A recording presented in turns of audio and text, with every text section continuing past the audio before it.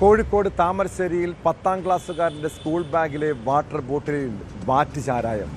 ഇത് കേട്ടപ്പോൾ തന്നെ ഞെട്ടലുണ്ടായില്ലേ? ഇക്കാലത്ത് ചാരായം മാത്രമല്ല, ലഹരി വസ്തുക്കളും കുട്ടികളുടെ ബാഗുകളിൽ കാണാം. അധ്യാപകർ വിദ്യാർത്ഥികളുടെ ബാഗ് പരിശോധിച്ചപ്പോഴാണ് ചാരായം കണ്ടെത്തിയത്. 15-കാരനെ ചോദ്യം ചെയ്തപ്പോൾ സഹപാഠിയായ മറ്റൊരു വിദ്യാർത്ഥിയാണ് തൻ്റെ ബാഗിൽ ചാരായം വെച്ചതെന്നായിരുന്നു മൊഴി. അനധികൃതമായി വ്യാജമദ്യം കൈവശം വെച്ചതിന് മദ്യം സ്കൂളിലേക്ക് കൊണ്ടുവന്ന കുട്ടിയെയും അത് ബാഗിൽ സൂക്ഷിച്ച വിദ്യാർത്ഥിയെയും ജുവനൈൽ കോടതി ഹാജരാക്കി.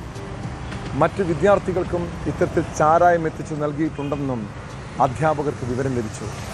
വാറ്റ് ചാരായം ഉണ്ടാക്കുന്നത് രണ്ടാനച്ഛൻ എന്നാണ് കുട്ടി പോലീസിനോട് പറഞ്ഞത്.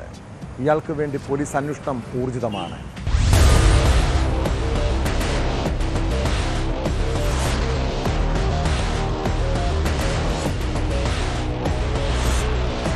സ്കൂൾ കുട്ടികളിൽ ചിലർ മദ്യം ഉപയോഗിക്കുന്നുവെന്ന് രഹസ്യവിവരം ലഭിച്ചതോടെയാണ് അധ്യാപകർ കുട്ടികളുടെ ബാഗ് പരിശോധിച്ചത്. വാട്ടർ ബോട്ടിലിൽ ചാരായം കണ്ടെത്തിയതോടെ കുട്ടിയെ അധ്യാപകർ ചോദ്യം ചെയ്തു. സഹപാഠി എത്തിച്ചു നൽകിയതാണെന്നാണ് വിദ്യാർത്ഥി പറഞ്ഞത്.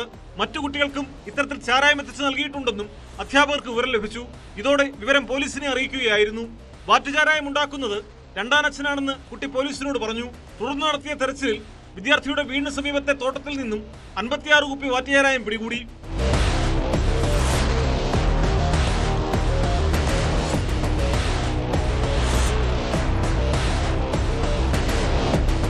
കട്ടിപ്പാറ ചമൽക്കേളൻ മൂലയിലെ റബ്ബർ തോട്ടത്തിൽ നിന്നാണ് 2 ചാക്കുകളായി സൂക്ഷിച്ചിരുന്ന 28 ലിറ്റർ ചാരായം താമരശ്ശേരി പോലീസ് പിടിച്ചെടുത്തത്.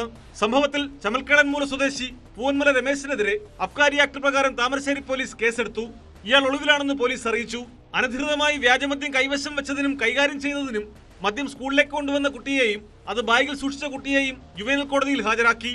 കഴിഞ്ഞ ദിവസം സ്കൂൾ സംരക്ഷണ സമിതിയുടെ യോഗം അവസാനിക്കാനിരിക്കെ ഒരു വിദ്യാർത്ഥി സ്കൂളിലേക്ക് വ്യാജമദ്യം കൊണ്ടുവരുന്നതായി അധ്യാപിക സംശയം പ്രകടിപ്പിച്ചതാണ് പരിശോധനയ്ക്ക് വഴിതെളിച്ചത്.